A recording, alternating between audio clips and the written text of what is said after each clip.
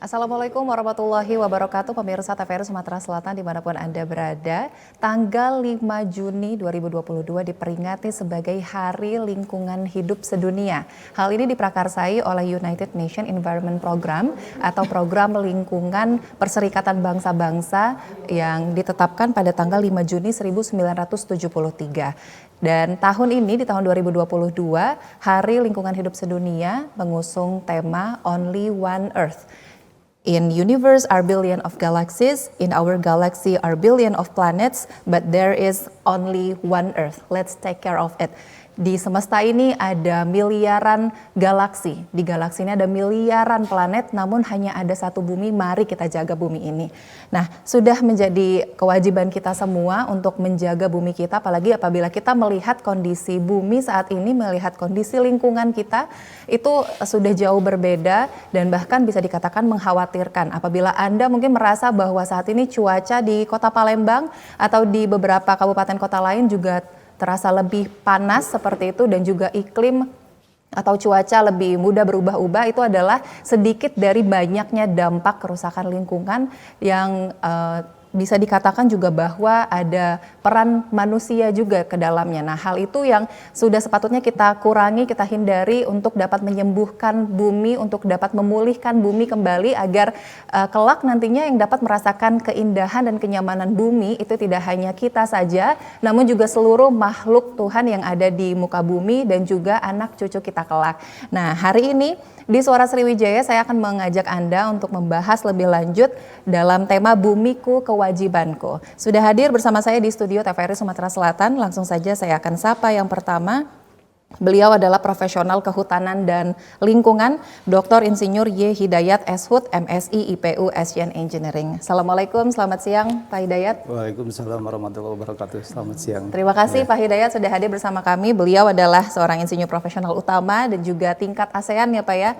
Luar biasa, dan hari ini kita mendatangkan pakarnya berbicara mengenai lingkungan hidup dan semoga juga bisa memberikan edukasi kepada masyarakat seperti itu ya Pak ya, terkait tema kita hari ini.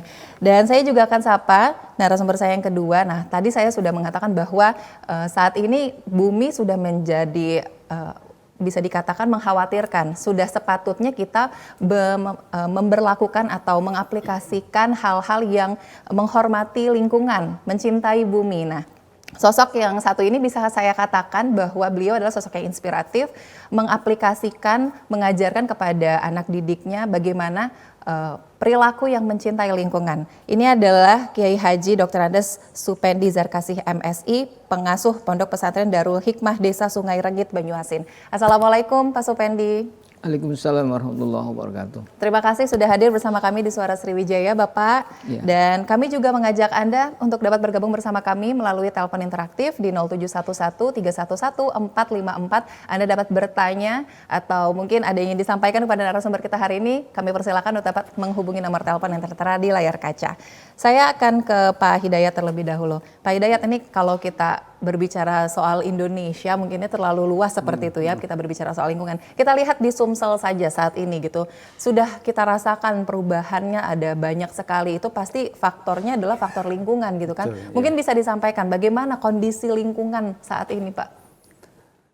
Kalau setahu saya memang kita ada melihat beberapa indikator ya Mbak ya. Pertama adalah adanya perubahan iklim yang begitu mengkhawatirkan. Riset saya pada bulan 2 dan bulan 3 kemarin, kemudian saya dapat mandat dari Bank Dunia juga untuk riset. Itu terjadi perubahan pola tanaman ya. Misalkan pengguguran karet itu yang tadinya cuma 1 kali sekarang jadi 4 kali. Itu indikator juga ada perubahan iklim. Yang kedua adalah ancaman banjir sebenarnya kan. Kita tahu bahwa di Sumsel ini kita tahu ada Sungai Musi yang itu mempunyai daya tampung sebenarnya, ya, daya tampung. Sementara di hulunya ini adalah daya dukungnya adalah kawasan hutan. Ya. Daya dukung adalah catchment area, ada di lahan pertanian, lahan pemukiman, dan lahan lainnya. Nah, ini juga mengkhawatirkan nih dalam rangka mendukung kelestarian ekosistem das yang ada di situ. Ya. Sehingga untuk kedepannya saya rasa ini butuh ekstra dari semua stakeholder, para pihak yang memperhatikan lingkungan, bukan hanya pola pikir saja, tetapi juga mari kita menjaga action langsung ya, seperti itu ya intinya. Nah, ini kan pasti kan tadi ada banyak perubahan yang dirasakan Betul. gitu Pak ya. Sebenarnya apa penyebab atau itu pasti kan sudah bisa dikatakan bahwa manusia itu juga berdampak terhadap hal tersebut Betul, ya Pak. ya. Seperti apa gitu Pak dampaknya? Memang dampak itu kita bisa lihat dalam rentan waktu yang panjang ya. Tetapi yang saya lihat memang perilaku manusia adalah yang utama. Ya. Ada terjadi perubahan perilaku yang semua itu mengarah kepada mengutamakan aspek produksi saja ya, atau aspek ekonomi saja di situ. Tidak memperhatikan kepada keseimbangan lingkungan, bagaimana melihara kelestarian ekosistem ya, atau tata lingkungannya tata dengan baik, bagaimana juga melakukan pemulihan terhadap area-area yang telah rusak juga banyak tanda tanya ya, apakah itu berhasil atau tidak, sehingga yang menjadi kuncinya adalah kita harus mengevaluasi pekerjaan yang lalu ya dalam konteks memperbaiki ya degradasi yang ada. Kemudian yang kedepannya adalah mari kita upayakan pencegahan yang lebih komprehensif, lebih holistik oleh semua pihak gitu ya, seperti itu ya. Nah, mungkin ada banyak tadi disampaikan oleh Pak Hidayat gitu hal-hal yang perlu dievaluasi gitu. Ini mungkin masyarakat perlu ditembak seperti itu. Evaluasinya tuh seperti apa yang perlu dilakukan? Memang, apa hal-halnya? Ya, memang pertama kita dari aspek regulasi dulu, Mbak. Ya, kita juga mengevaluasi nih bagaimana sih tatanan regulasi yang sudah dibuat oleh pemerintah. Apakah itu mencerminkan kepada aspek pilar pembangunan berkelanjutan gitu ya, pelestarian ekosistem ekonomi masyarakat dan sosialnya ya. Kedua adalah bagaimana itu penataan ruang yang ada di Sumsel ini. Apakah itu perlu kita evaluasi lagi? Apakah kita perlu benahi lagi? Di manakah sebagai konsep kawasan konservasi, di mana sebagai kawasan budidaya gitu ya, di mana sebagai pemukiman, industri dan sebagainya. Itu harus kita petakan. Nah, sekarang kita sudah punya belum peta di Sumsel seperti itu kan gitu ya. Sehingga kalau kita sudah tahu mappingnya, pemetaannya, kita akan tahu akan berbuat apa kan. Ya, di kawasan konservasi kita akan berbuat apa, di kawasan budidaya kita akan berbuat apa dan seterusnya. Ini baru kita belajar dari kondisi existing ya, existing seperti itu ya. Kemudian di dalamnya kan ada manusia nih, ada makhluk hidup ya. Ada makhluk hidup sebagai sumber dampak, ada makhluk hidup yang terdampak ya. Nah, sebagai manusia di mana nih posisinya kan gitu. Apakah manusia sebagai orang yang dengan kerakusannya seperti itu ya, dia memberikan dampak negatif. Ada juga makhluk hidup lain yang terdampak ya gitu ya, yang dirugikan. Nah, itu kan menjadi salah satu acuan kita juga untuk apa kita perbuat ke depan gitu ya, perbaikannya. Gitu. Itu tadi kembali lagi ke perilaku manusianya seperti itu. Perilaku. Nah, saya akan beralih ke Pak Supendi nih. Pak Supendi, kalau kita berbicara mengenai perilaku manusia, ini ada yang bisa kami katakan berbeda gitu dengan perilaku anak didik, murid-murid Bapak di pondok pesantren, bahwa mereka menyukai untuk bercocok tanam dan lain-lain. Itu bagaimana Pak sehariannya? Iya, bismillahirrahmanirrahim. Kita kalau mendidik orang tua sudah agak sulit. Kita ambil generasi ialah dari anak-anaknya. Yang ada di pondok pesantren kami ini sudah terbiasa anak-anak itu mengenal lingkungan, bagaimana lingkungan pondok yang selama ini mungkin bersama orang tua lingkungan Android. Setelah media itu dia tinggalkan, dia pisahkan, dia akan merasakan ternyata ada sebuah tempat yang menarik hati mereka, yaitu tempat yang bisa berelaborasi dengan beberapa kegiatan. Semisal di pondok kami kan ada kolam. Anak bagaimana belajar menangkap ikan, bahkan dari perawatan dan pemijahan. Kemudian ada tanam-tanaman yang semuanya sebenarnya anak-anak mulai merubah mindsetnya. Karena guru-guru itu atau ustadz-ustadz suka menyampaikan. Jadi kerusakan yang disampaikan Pak Hidayat tadi betul. Campur tangan manusia ini memang tingkat kerusakannya itu luar biasa. Bahwa ikan-ikan yang dulu secara alam itu lebih banyak dari manusia, ternyata sekarang lebih banyak manusia dari ikan. Jadi anak-anak yang sedang menimba ilmu di pondok kami itu, mereka merasakan yang selama ini dia agak terkesan mungkin jenuh dengan Android. dengan komunitasnya. Setelah di pondok yang tadinya mungkin berat, sekarang agak nyaman. Ternyata anak-anak itu butuh terapi melalui pendidikan itu, yang harapannya mereka mengenal tahapan-tahapan bagaimana caranya mereka hidup bermasyarakat sebelum pada sampai masyarakat luas. Yang kedua, anak-anak ditawarkan punya talenta apa ya, ternyata mereka bisa berkembang menyesuaikan diri, bahwa di pondok pesantren ternyata bisa menenangkan hati mereka dibandingkan komunitas yang selama ini mungkin mereka gandrungi. Nah, ini sebagian ilustrasi ini barangkali hal-hal yang menyangkut kerusakan selama ini kita tidak bisa lagi membenahi, tidak terbendung. Sudahlah, apa yang ada kita upayakan secara maksimal untuk memperdayakan anak-anak supaya mendapatkan asupan pendidikan dan sekaligus praktek. Begitu, Mbak. Jadi tidak hanya mendidik saja, tidak hanya memberikan teori saja gitu ya Pak ya, tapi juga mengajak anak-anak untuk langsung praktik terjun gitu, bagaimanakah perbuatan yang mencintai dan menghormati lingkungan seperti itu. Baik, saya akan beralih ke Pak Hidayat kembali. Pak Hidayat, kalau kita berbicara mengenai perbuatan atau perilaku manusia, ini kan ada banyak unsur ya Pak ya, mulai dari masyarakat, terus juga mungkin ada dari pengusaha dan lain-lain gitu yang bisa kita katakan mungkin memberikan dampak terhadap lingkungan. Nah, kalau kita katakan pertama-tama ini untuk masyarakat, dari golongan masyarakat sendiri gitu, yang mungkin masyarakat di rumah seperti itu, perilaku seperti apa Pak yang merusak lingkungan? Kita kalau dalam konteks perorangan atau rumah tangga ya, kita berawal dari hal terkecil dulu lah. Bagaimana kita mengelola misalkan sampah domestik ya, nah, itu. Kemudian juga bagaimana kita menggunakan bahan-bahan yang mengandung zat kimia berlebihan ya, kayak rinso dan sebagainya. Kita batasi lah seperti itu ya. Kita jangan juga terlalu menggunakan secara fabrikasi semua kan. Kita kembali ke kearifan lokal, ke yang lama kan. Kemudian dalam skala komunal masyarakat juga harusnya kita aktifkan nih. Kalau dulu kan ada kearifan lokal ya. Bagaimana sih kearifan lokal kita bangun kembali ini? Kita tidak pernah mendengar gundulnya hutan karena diambil daun nipah gitu ya. Tidak pernah itu. Itu adalah kearifan lokal ya, seperti itu. Kita tidak pernah juga mendengar gelam habis diambil masyarakat, pun tidak pernah. Tetapi kita sering mendengar kerusakan ekosistem, banjir karena peran pengusaha yang overcutting ya, terlalu banyak mengambil manfaat kayu di situ misalkan, atau mengubah existing lingkungan yang di situ ya, tidak memperhatikan kaidah-kaidah atau etika lingkungan di situ. Jadi memang marilah kita kembali ke konsep dasar ilmiahnya, bahwa memang itu butuh keseimbangan ya, seperti itu ya. Seimbang kita yang memang harus antara bagaimana pilar ekonomi, pilar sosial dan juga pilar ekologi kita harus bangun bersama secara seimbang itu.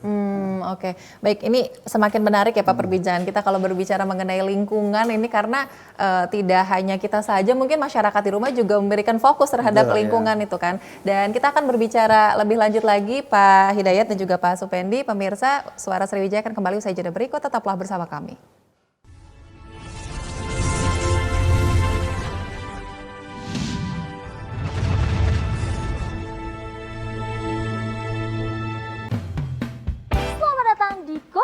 Fashion show menarik, gaya nyentrik namun menggelitik.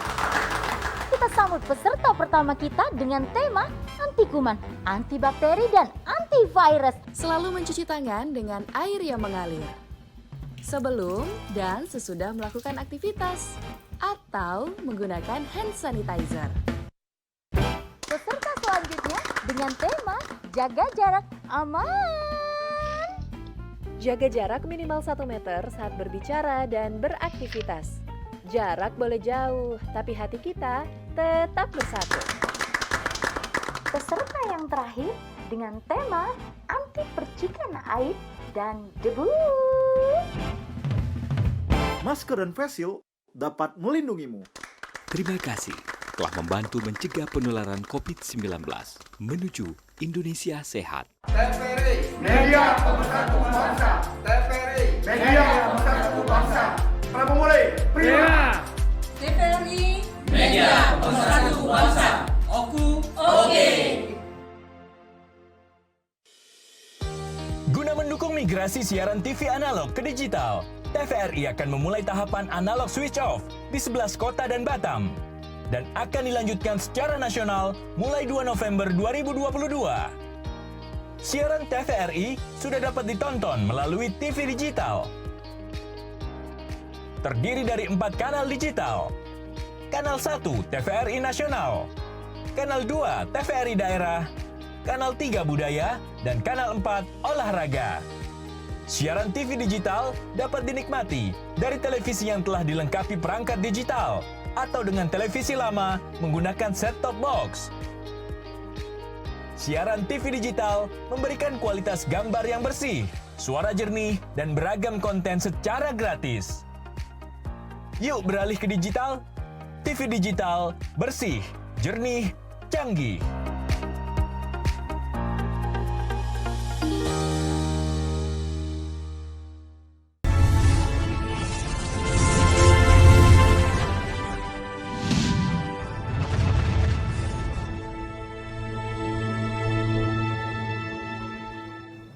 Terima kasih Anda masih bersama kami dalam Suara Sriwijaya dan saya masih bersama Bapak Hidayat serta Ustadz Supendi. Kita membahas Bumiku Kewajibanku di Suara Sriwijaya kali ini. Kami mengajak Anda untuk bergabung bersama kami melalui line telepon di 0711-311-454. Baik, saya akan ke Pak Hidayat kembali nih. Pak Hidayat tadi kan sempat mengatakan bahwa ada beberapa hal yang perlu dievaluasi ya Pak ya terkait dengan lingkungan. Salah satunya adalah regulasi seperti itu. Memang ada apa Pak regulasi saat ini? Mungkin apakah kurang fokus atau kurang hukumnya kurang kuat untuk lingkungan? Kan kita prinsipnya regulasi itu bisa berubah ya, dinamis ya, mengikuti kepada kondisi existing dan perkembangan kekinian. Yeah. Beda dengan regulasi Al-Quran Pak ya, sifat abadi kan seperti itu ya. Kita nggak bisa mengotak-atik itu. Kita memang banyak kelemahan Mbak di dalam regulasi ya. Kita regulasi disusun secara makro ya. Indonesia ini kita bicara regulasi dan tidak bicara tentang Sumsel ya. Betul. Padahal Sumsel sendiri kan punya kelemahan, punya keunggulan dan belum tentu itu disamaratakan dengan daerah lain gitu ya. Nah, punya kearifan lokal, punya keunggulan lokal di situ. Misalkan regulasi tentang analisa dampak lingkungan ya. Saya dulu pernah menyuarakan, ini AMDAL ini sekarang apakah sesuai enggak nih? Apakah bisa enggak kita buka diskusi atau buka wacana analisa dampak sosial? Ya. Tidak hanya AMDAL saja tapi ada AMDAS gitu ya. Itu juga satu kesatuan yang sangat penting untuk membangun lingkungan yang bertanggung jawab lah seperti itu ya. Bagaimana pelaku usaha, pelaku kegiatan yang mendapatkan izin lingkungan AMDAL, tetapi kebanyakan mendapatkan problem di sosial seperti itu ya. Para pelaku kehutanan itu banyak perambahan ya, banyak juga illegal drilling di situ, ya. Banyak juga di situ illegal logging dan itu adalah permasalahan sosial sebenarnya. Jadi memang kita harus berawal dari kondisi existing, dinamika sosial yang selalu berubah-ubah seperti itu ya. Itulah regulasi harus ke situ sebenarnya. Seperti itu ya. Jadi kembali lagi harus disesuaikan gitu ya Pak ya, melihat kondisi khususnya seperti di Sumsel ini contohnya juga kondisinya mungkin berbeda dengan provinsi-provinsi lain seperti itu ya Pak ya. Betul, baik, saya akan ke Ustadz Supendi dulu. Ustadz ini kalau kita berbicara mengenai keseharian tadi ya Pak, bagaimana Bapak itu membangun anak-anak itu untuk membentuk anak-anak dapat mencintai lingkungan seperti itu? Iya, dasar hukum di Quran itu banyak teori yang memang belum dipraktekkan. Terkadang memang perlu kajian itu. Hanya saja anak-anak kan tidak terlalu memahami. Ternyata praktek langsung itu yang dirasakan. Di dalam surah Ar-Rum itu jelas sekali. Dhaharal fasad. Jadi di bumi itu sudah ada fasad, ada kerusakan. Fil bahri wal bahri. Jadi di darat, di laut. Jadi sudah ada fasad itu kerusakan. Ada fil bahri wal bahri, di darat dan di laut. Apa ini? Mesti ada yang membuatnya. Ya, bima aidinas. Di surah Ar-Rum seperti itu. Bima aidinas itu perilaku manusia itu sendiri. Jadi seperti misalnya di daerah kami kan ada orang melihara ayam, Pak. Jadi limbahnya itu kadang-kadang bisa membunuh plankton-plankton, sehingga untuk menemukan bibit itu sulit. Misalnya anak sedang memijahkan ikan, itu membeli bibit, kemudian dipijah, dari mulai bertelur, memindahkan, sampai dia seperti lidi-lidi itu, yang jumlahnya ribuan, dan itu memang anak bisa membuktikan sendiri. Ternyata kita mencegah dari inilah sedikit teori yang kalau mereka dibimbing, diarahkan, anak ternyata bisa juga memijahkan tadi. Nah, sebenarnya kita tidak bisa membangun yang lebih banyak, lebih besar, kecuali mungkin Pak Hidayat ya, antara mitra pemerintah mungkin kan. Kalau kita skala kecil, ya lininya kayak di pondok pesantren, dari hal-hal yang kecil, dimulai dari sekarang, apa yang bisa adalah untuk membenahi ekosistem yang mungkin sudah terganggu tadi agak lama. Jadi makanya mungkin di bumi ini sudah banyak virus, tidak hanya kerusakan. Iya. Jadi ternyata kita menyadari bahwa kondisi ini sudah memprihatinkan sekali. Ya, jadi ternyata anak-anak setelah kita ajak masuk ke ranah itu, mereka mengerti. Kalau musim bapak-bapak kita dulu, mungkin ikan itu di air numbur-numbur kita. Kalau sekarang ini kolam yang besar tidak ada isinya, kecuali dibudidayakan. Ternyata anak-anak termotivasi dengan Bima Aidinas, dengan perilaku manusia yang dulu berlebihan, hutan banyak dan sebagainya. Sekarang ini bibit-bibit yang alami tadi sulit sekali. Kemudian itu Allah mengharapkan sampai la yarji'un, tidak ada jalan lain kecuali kita kembali pada konsep fitrah kemanusiaan, bahwa kita harus mencintai alam. Nah, mencintai ini tidak cukup dengan rukun dan syarat biasa aja, tetapi di Quran diperintahkan liqaum yatafakkarun, manusia itu harus berpikir. Kalau di Android kan serba cepat, serba instan ya Pak ya. Instal. Jadi kalau sekarang anak sudah mulai merangkak bagaimana cara memijahkan, bagaimana cara mereka memberi makan, ukurannya, pelet ini berapa dan seterusnya. Anak-anak itu ternyata selama ini mereka kehilangan itu, sampai-sampai karena banyaknya virus tadi. Jadi ternyata di mana-mana Bima Aidinas, kerusakan alam ini tiada lain adalah perilaku manusia itu sendiri. Nah, inilah yang kita antisipasi dari mulai hal yang kecil, dari skala pondok pesantren yang cuma 4 hektar, itu sudah mulai memberdayakan anak-anak yang dari sanawiyah atau SMP atau aliyah atau SMA itu.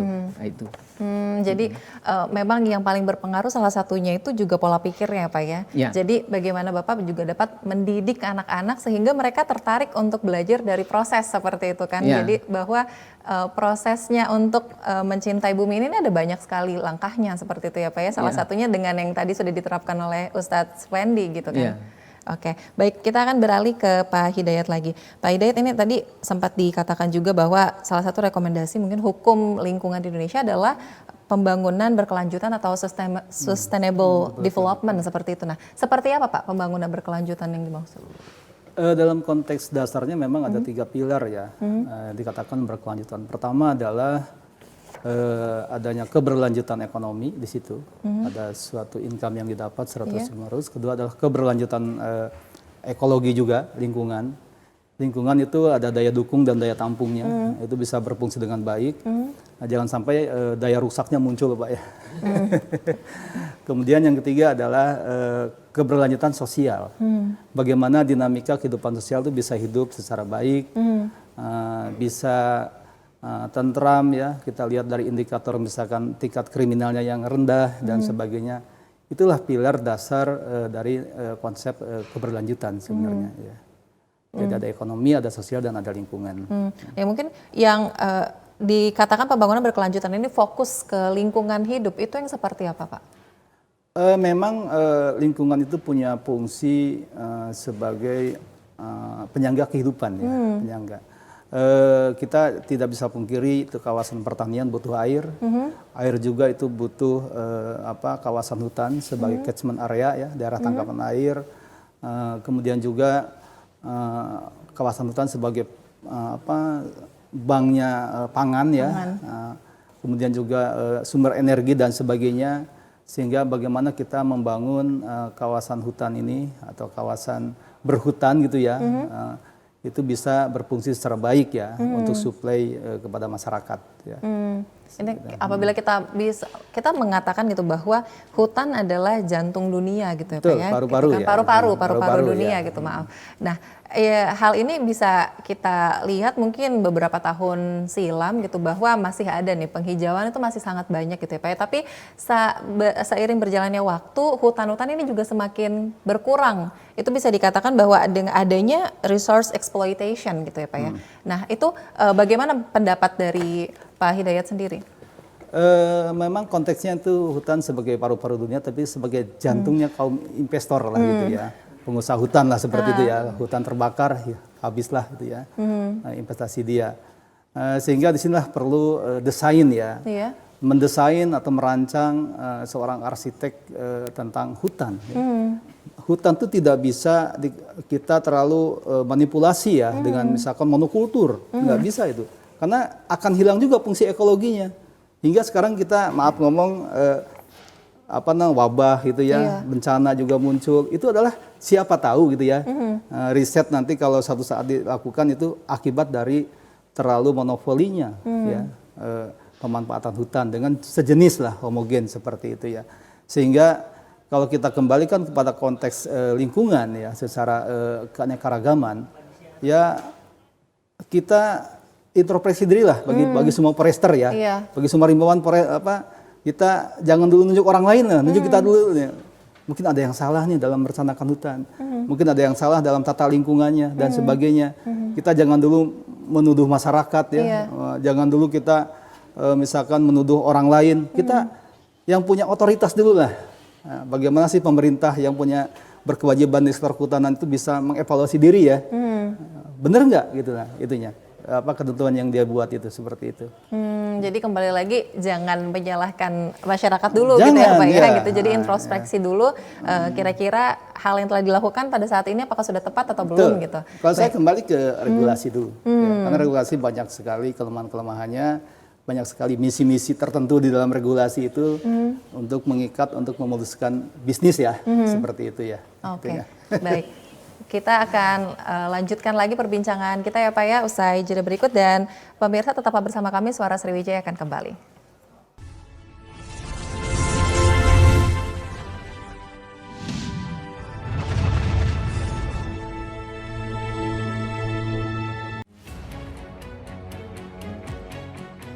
Pandemi COVID ini kita jadikan momentum untuk melakukan percepatan transformasi digital. Era TV digital ini sudah di depan mata. Yang penting untuk masyarakat itu kualitas siarannya bagus.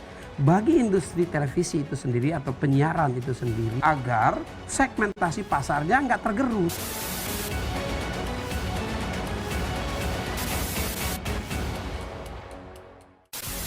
Sejarah panjang dunia penyiaran diawali dengan hal yang sederhana, yaitu informasi. Semula informasi tersampaikan hanya didengar. Seiring waktu perkembangannya, informasi tidak hanya dapat didengar, melainkan dapat dilihat asal kejadian informasi itu melalui pesawat televisi. Pada tahun 1925, berdirilah Radio Batavia bentukan Hindia Belanda dalam menguasai informasi dan menjadi alat propaganda pada masa penjajahan di Indonesia. Melalui siaran yang terjadi pada tahun 1933, dipelopori oleh KGPAA Mangkunegoro ke-7 dengan mendirikan Solos Radio Vereniging atau SRV di Solo, dan di Yogyakarta berdiri Radio Mafro.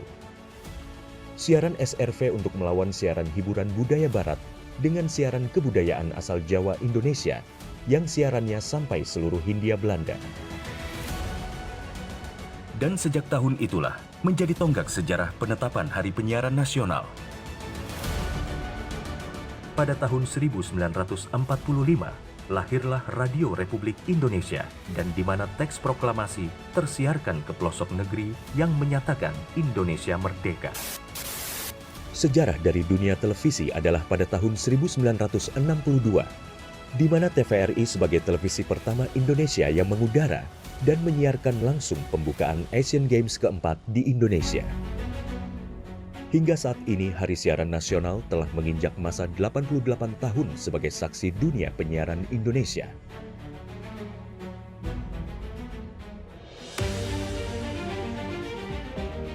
Sehingga perkembangan teknologi penyiaran menjadi faktor utama dalam menentukan kualitas penyiaran demi Indonesia maju. Namun masih banyak daerah yang tidak dapat ikut andil dalam pemerataan ekosistem dunia penyiarannya. Solusinya adalah Analog Switch Off atau ASO. Penyiaran secara analog akan segera berakhir menuju era digital yang menyeluruh. Kementerian Kominfo adalah rumah TV digital. Bersama pihak terkait mewujudkan kesuksesan peralihan ESO menuju penyiaran digital. 2 November 2022 menjadi penting dan sejarah bersama era siaran nasional, yaitu berakhirnya masa siaran analog menuju era TV digital. Digitalisasi televisi menjadi kepentingan bersama. Meratanya siaran hingga ke pelosok negeri, bersih gambarnya, jernih suaranya, dan canggih teknologinya. Menciptakan masa depan bangsa Indonesia yang lebih maju.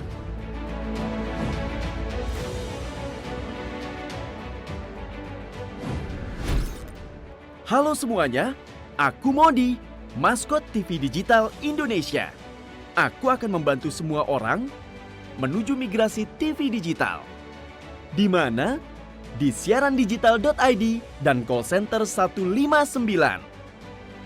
Ayo semuanya, dukung migrasi TV digital. Bersih gambarnya, jernih suaranya, dan canggih teknologinya.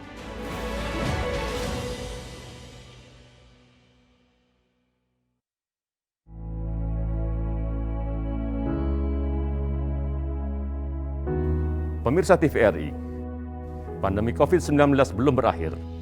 Sesuai anjuran Presiden, kita semua wajib pakai masker.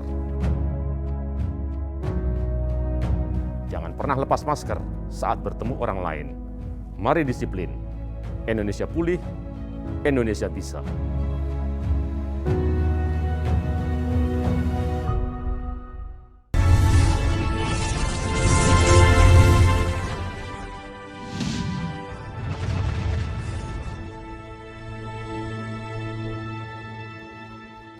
Anda masih bersama kami di Suara Sriwijaya dan kami masih mengajak Anda untuk bergabung bersama kami melalui telepon interaktif di 0711-311-454 dengan tema kita hari ini, Bumiku Kewajibanku. Saya akan ke Ustadz Supendi lagi. Ustadz, ini tadi sempat dikatakan bahwa lahan yang dimiliki di sana adalah kurang lebih 4 hektar seperti itu ya Pak ya. Tadi dari sektor perikanan itu sudah dikatakan, nah, pemanfaatan lahannya seperti apa lagi Pak? Ya,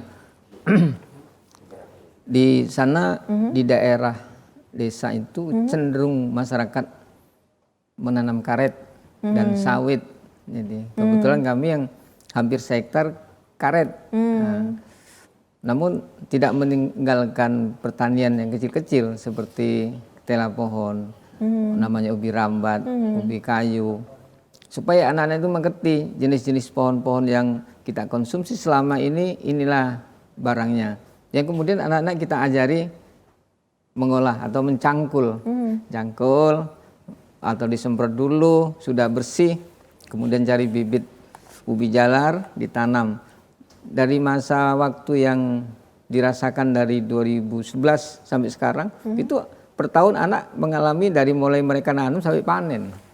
Merasakan bangga, bisa bercocok tanam walaupun dalam lini yang kecil atau level mikro itu mereka mengalami sendiri. Pernah mengalami seperti itu. Ini sejarah baru bagi anak-anak yang mukim atau tinggal di pondok pesantren Darul Hikmah khususnya, memang diajarkan bagaimana bercocok tanam walaupun skala kecil. Dan ternyata bisa dimakan bersama-sama, walaupun tidak didistribusikan dalam bentuk jual beli, karena cukup dimakan. Seperti tanaman kacang panjang, anak-anak juga bisa praktek. Ternyata yang 1 hektar ini diolah untuk tanam-tanaman sayur tadi, anak-anak itu melihat tidak hanya menanam, tidak hanya merawat, tidak hanya memanen, mereka juga bisa mengkonsumsi.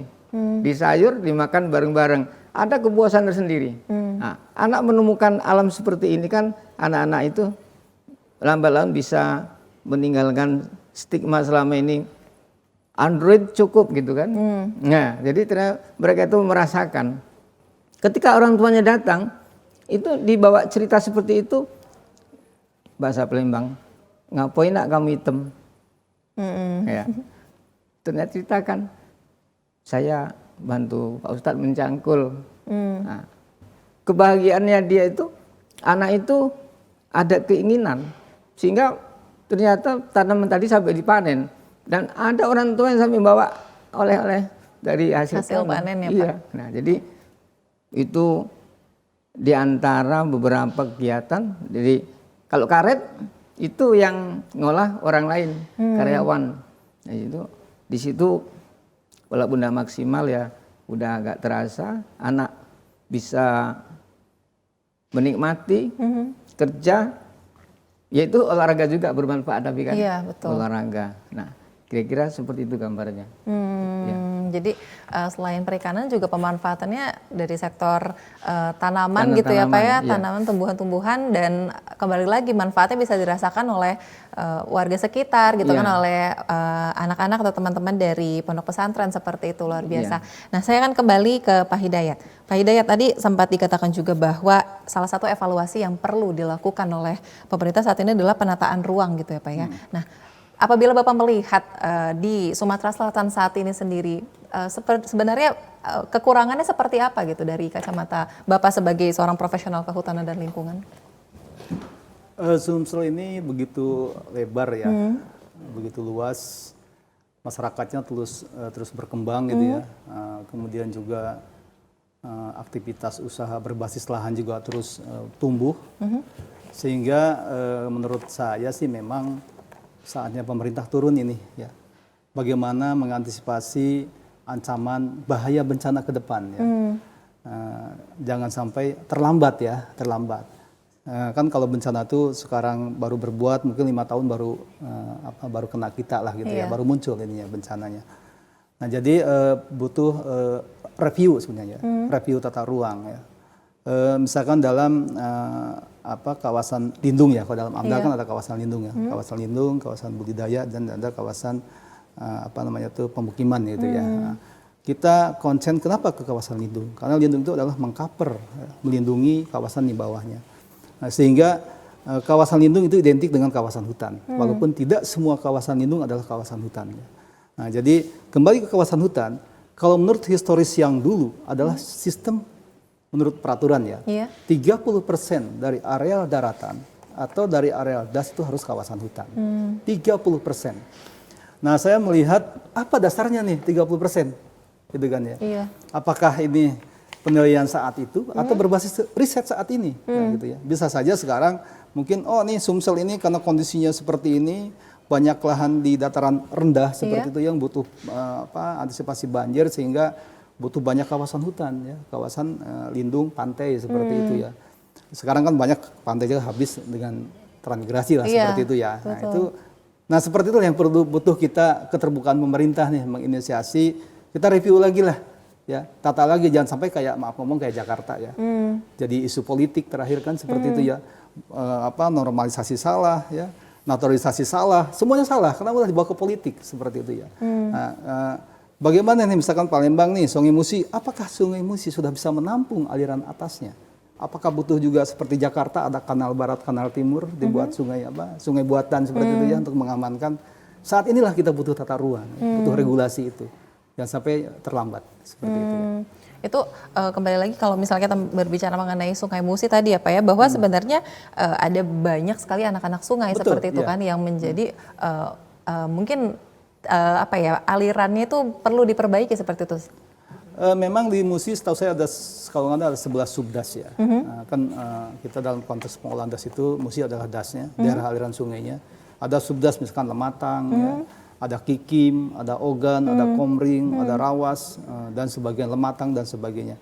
Nah, kalau kita mengurut kepada konteks perlindungan, kita urut juga dong dari aliran itu, dari mulai atas dulu lah.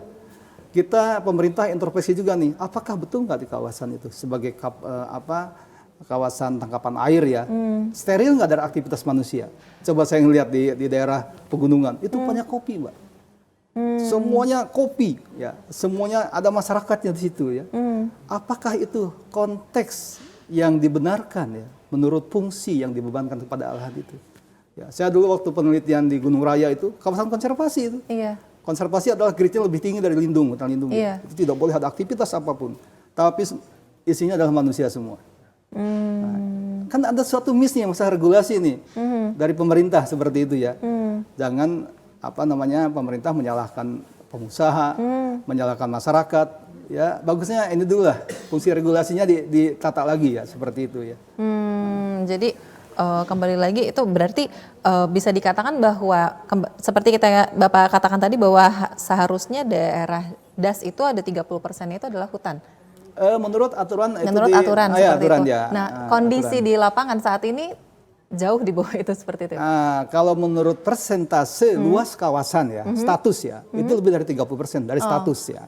Tapi kan kalau kita lihat existingnya kawasan hutan pemukiman. Iya. Ya. Kawasan hutan tambak, ya. Kawasan hutan itu kopi. Apakah seperti itu? Ya, dibenarkan seperti itu ya. Nah, jadi memang pemerintah harus konsen lah ya, konsen seperti itu. Jangan menyalahkan ke pengusaha. Pengusaha itu udah bebannya banyak ya. Saya juga bekerja di membantu Pak Haji Halim ya. Banyak problem sosial, Pak, di situ ya. Banyak problem sosial. Itu kasihan owner lah seperti itu ya. Udah kita bebaskan, beliau bebaskan, muncul lagi, bebaskan lagi sampai ada 4 kali pembebasan lahan. Ya. Tapi pemerintah enjoy saja. Ya. Pemerintah tuh hanya menyalahkan. Oh, ini beban, ini tanggung jawab Anda nih, ya, para pengusaha. Pokoknya tahunya tolong ditata. Apakah seperti itu pemerintah? Ya. Tapi kalau dia masalah gakum, ini Pak ya, tajam pemerintah itu. Oke, baik. Nanti kita lanjutkan lagi. Saya akan beralih ke Ustadz Supendi dulu. Ustadz Supendi, ini tadi untuk membentuk pola pikir anak-anak atau murid-murid yang mencintai lingkungan itu pasti kan ada banyak sekali tantangan ya Pak ya. Seperti tadi sudah Bapak katakan salah satunya bagaimana Bapak bermula dari hal tersebut sampai akhirnya menjadikan anak-anak ini berperilaku mencintai dan menghormati lingkungan. Ya, memang ada konsep naskah di dalam hadis itu ibda binafsi. Jadi ibda binafsi itu mulai dari diri sendiri, dari hal yang kecil, dari sekarang segera melakukan yang maslahat, yang baik, yang tentunya yang bisa merubah kondisi yang misalnya kita sekarang ini bercocok tanam juga sulit karena semuanya kan serba main obat. Nah, kita secara manual bahkan tanaman nggak dipupuk. Nah, untuk memotivasi itu memang tidak ada langkah lain kecuali anak itu dimotivasi. Apa mungkin Anda semua mau jadi pendidik semua? Apa ya Anda mau jadi seorang pegawai semua? Apa ya Anda mau jadi konglomerat semua, apa ya Anda mau jadi ASN semua, kan tidak mungkin. Jadi semuanya secara bareng-bareng bisa melakukan dari diri sendiri, dari hal yang kecil mulai dari dini. Itu memang lingkungan yang kecil, mereka itu termotivasi. Ternyata tidak salah kalau mereka kemudian jadi insinyur, apa mereka jadi seorang ustadz bisa bercocok tanam. Jadi ternyata multitalenta itu perlu dimiliki anak-anak yang sedang belajar, merasakan bahwa dia ya apa saja itu merupakan ilmu pengetahuan. Jadi merasakan bahwa dia dibimbing berbeda dengan bimbingan orang tua. Dibimbing berbeda dengan hasil di komunitasnya.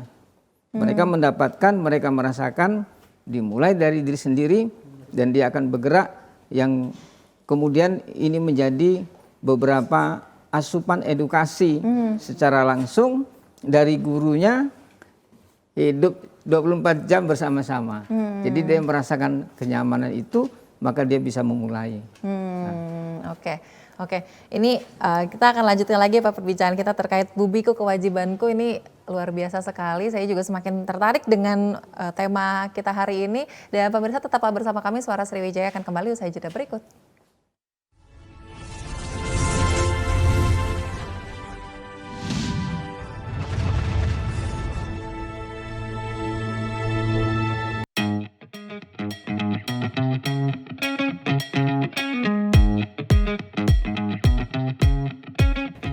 beraktivitas, jangan lupa untuk memakai double masker. Pusat Pengendalian dan Pencegahan Penyakit Amerika Serikat (CDC) mengatakan, masker double bisa efektif dalam mencegah penularan COVID-19. Masuknya berbagai varian baru menuntut kita untuk lebih ketat memproteksi diri. Tapi, memakai masker double, penggunaannya juga harus tepat. Ini dia panduannya.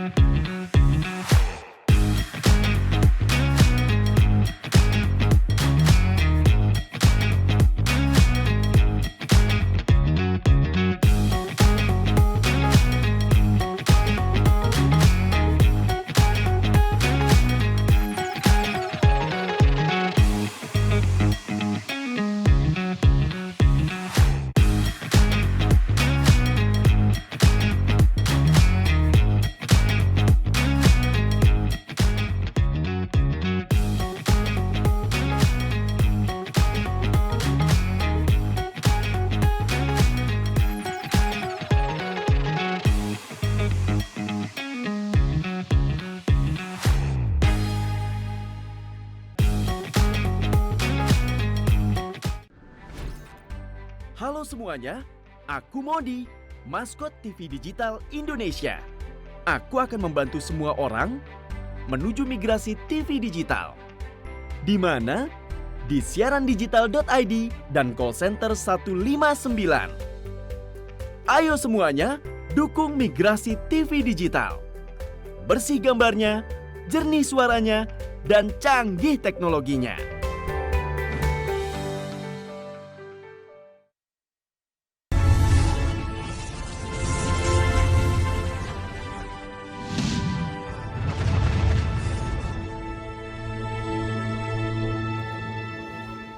Anda masih bersama kami dalam Suara Sriwijaya. Saya masih bersama Pak Hidayat dan juga Ustadz Supendi. Saya akan ke Ustadz Supendi terlebih dahulu. Ustadz, ini tadi sempat sudah dikatakan bahwa pemanfaatan lahan yang dilakukan oleh pondok pesantren itu mulai dari perikanan, lalu juga bercocok tanam juga gitu ya Pak ya. Nah, apa yang membuat Bapak gitu beralasan bahwa ingin memanfaatkan lahan sedemikian rupa? Ya, kita kepingin anak itu masa depan itu anak yang ideal. Jadi santri yang nyantri di situ ideal. Dalam arti dia mengenal beberapa edukasi yang berhubungan dengan alam, edukasi yang berhubungan dengan sistem pendidikan di kelas. Jadi kadang-kadang kan anak-anak yang sudah umum sekolah itu ternyata memang di kelas saja. Nah kita tidak, kita tawarkan karena pondok juga punya lahan. Kita kepingin anak itu betul-betul setelah tamat atau mutakharijin, mereka yang putri bisa masak. Kalau orang Palembang bisa buat pempek. Memang begitu disuruh piket. Pagi putri piket, siang putri piket, sore juga piket. Jadi putri juga senang sekali. Baik. Sebentar ya Pak, dipotong terlebih dahulu. Kita angkat telepon masuk dulu ya, Ustadz Supendi. Halo, selamat siang. Halo, selamat siang, Suara Sriwijaya. Baik, kami masih mencoba terhubung. Selamat siang. Sepertinya terputus ya Pak ya. Halo.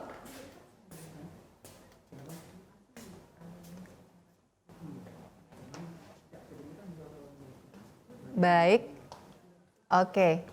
Mungkin terputus nanti. Oke, kita angkat kembali. Halo, selamat siang, Suara Sriwijaya.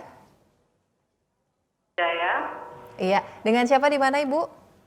Saya Bu Ruli di Pelaju. Baik, Ibu Ruli, silakan pertanyaan Ibu. Saya Bu Ruli di Pelaju. Iya, silakan Ibu Ruli pertanyaannya. Makasih ya Mbak ya. Assalamualaikum Pak Ustadz. Waalaikumsalam warahmatullahi wabarakatuh. Saya ingin sedikit menyampaikan kepada Bapak Supendi. Saya rasa terima kasih atas penjelasan Bapak itu, saya sependapat. Tambah lagi sekarang saya dengar banyak penambahan sekolah-sekolah agama dari pemerintah. Jadi memang benar-benar akhlak itu ditanamkan sedari kecil kan. Tapi saya ingin juga menghimbau semua pesantren tolong juga dikontrol, diikut sertakan kepada Bapak polisi, Bapak tentara, maupun dari dinas psikolog, kesehatan. Nah, itu untuk menjaga jangan sampai kejadian seperti contoh yang kita dengar di siaran berita. Banyak ustadz-ustadz yang tidak beres, tidak semua kan. Nah, jadi jangan sampai kami sebagai orang tua menitipkan ke pondok, tapi anaknya jadi korban. Itu harapannya. Tapi apa penjelasan Bapak Supendi, saya tidak menyalahkan, memang benar. Harus dididik itu dari dini, gitu.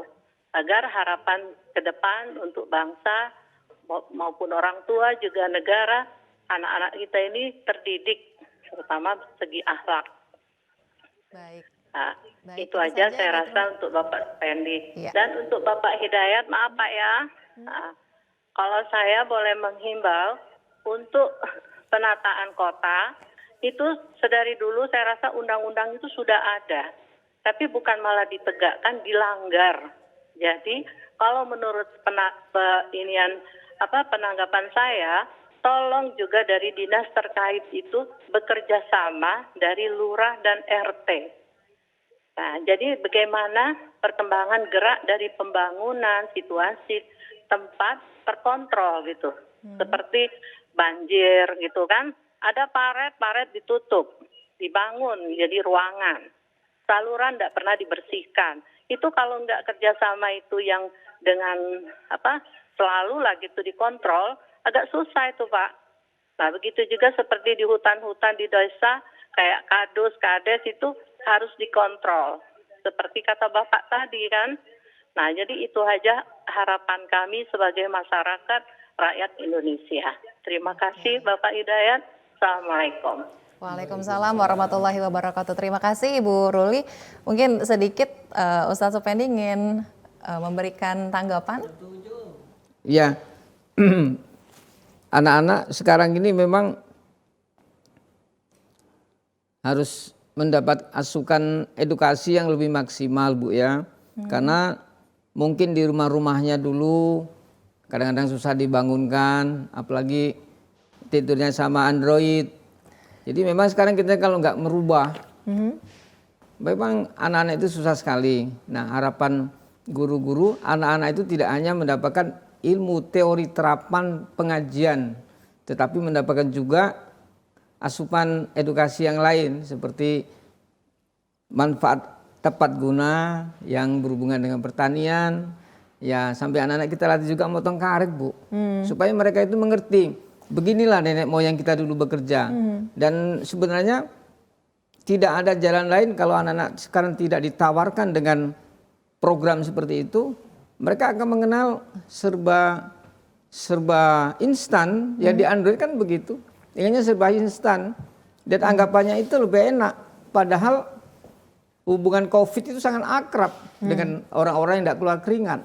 Kalau mereka berpacu di kebun, mereka bergerak berkeringat, berelaborasi, insting liqaumi yatafakkarunya itu berjalan, berpikir, bekerja, berbuat, bermanfaat. Tadi saya gambarkan, anak-anak perempuan itu pagi piket, siang piket, sore piket, sampai yang anak malas, yang SMA itu yang aliyah namanya, begitu pulang dia bisa membuat pempek dos, apa nggak ngerti saya pempek dos apa itu, membuat makanan ya sekedar apa, tapi mereka bisa ternyata. Nah, sebenarnya anak-anak ini, ya anak-anak itu kembali ke fitrahnya, serba bisa diatur bagaimana, tergantung kita-kita.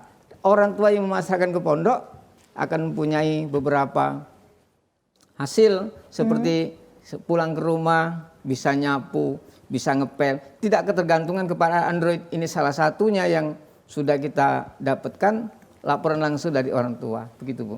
Oke, baik. Ini tadi juga Bu Ruli menyampaikan pendapatnya gitu ya Pak ya, terkait dengan penataan kota seperti itu di Kota Palembang ini. Mungkin dari Pak Hidayat juga ingin memberikan tanggapan seperti itu. Memang kita akui ya, aturan itu sebenarnya sudah lengkap Bu ya. Aturan sudah ada lah, tinggal kita bagaimana sih mengupas melaksanakan aturan itu ya. Tapi kan permasalahannya di satu sisi kadang ada berbenturan kepentingan di situ ya. Ada kepentingan yang saling berhadapan, yang muncullah ketidaktegasan dari pemerintah gitu ya. Dan apakah harus ujuk-ujuk ditindak seperti itu ya. Apakah tidak dihimbau? Apakah tidak diberikan contoh gitu ya? Pemerintah kan punya sumber daya ya. Pemerintah kan punya perangkat gitu ya. Sehingga janganlah kedepankan kalau secara gakum ya, penegakan hukum memang mudah ya. Itu salah kamu putus denda atau dipidana. Tapi adakah contoh pemerintah memberikan? Dia kan punya kekuatan di situ. Kalau memang itu jalan itu tidak boleh dibuat dipotong gitu ya jalur drainasenya, ya kan dia punya dinas terkait ya untuk membereskan itu seperti itu ya. Ya masyarakat juga kalau dibiarkan ya semakin enak kan itu ya, semakin menjamur pelanggaran-pelanggaran itu ya. Jadi janganlah mengedepankan kepada sanksi ya, tetapi berikanlah contoh ya seperti itu dari pemerintah. Mungkin salah satu yang dirasakan juga oleh Ibu Ruli sebagai masyarakat itu adalah ketika musim hujan kemarin beberapa kali terkena banjir seperti itu ya Pak ya. Itu salah satu dampak mungkin dari kurangnya resapan air, daerah resapan air dan lain sebagainya. Mungkin bagaimana? Kalau Palembang itu sangat susah ya kita mengukur resapan air karena memang dia daerah rendah ya. Kita gali 20 cm aja sudah ada air gitu. Jadi apa yang mau diresapkan lagi kalau sudah 30 cm air sudah tergenang kan gitu ya. Jadi harus ada konteks lain ini dalam penataan lingkungannya. Makanya saya bilang aturan itu tidak bisa general. Ya. Kalau Palembang itu beda dengan tempat lain seperti itu. Makanya buatlah aturan spesifik khusus Palembang. Ya. Ajaklah semua stakeholder di situ. Gitu baik, ya, sebelum menutup perjumpaan kita hari ini, closing statement dari Pak Hidayat terkait tema kita Bumiku Kewajibanku. Kita merupakan bagian dari lingkungan ya. Dan lingkungan juga akan memberikan terbaik kepada kita ya. Apabila kita memperlakukan lingkungan dengan baik, dengan adil, dan proporsional dan rasional seperti itu. Dari Ustadz Supendi sedikit? Ya, harapan kami pendidik itu sangat besar kepada generasi ke depan yang bisa mondok-mondok memang akan mendapatkan asupan edukasi yang lebih maksimal. Silakan memilih di mana pondok yang menjadi representatif harapan orang tua. Mudah-mudahan demikian. Amin, amin, amin ya rabbal alamin. Yang pasti kita kembali lagi mengingat Hari Lingkungan Hidup itu sudah sepatutnya tidak hanya diperingati oleh segelintir orang saja, namun juga seluruh makhluk hidup yang ada di dunia ini kembali harus mengingat bahwa bumi ini harus kita jaga demi keberlangsungan hidup kita bersama dan demi anak cucu kita nanti dapat merasakan indahnya dan nyamannya hidup di dunia ya Bapak ya. Saya ucapkan terima kasih banyak kepada Dr. Insinyur Y. Hidayat S.Hud, MSI IPU ASEAN Engineering, profesional kehutanan dan lingkungan, telah hadir bersama kami di Suara Sriwijaya.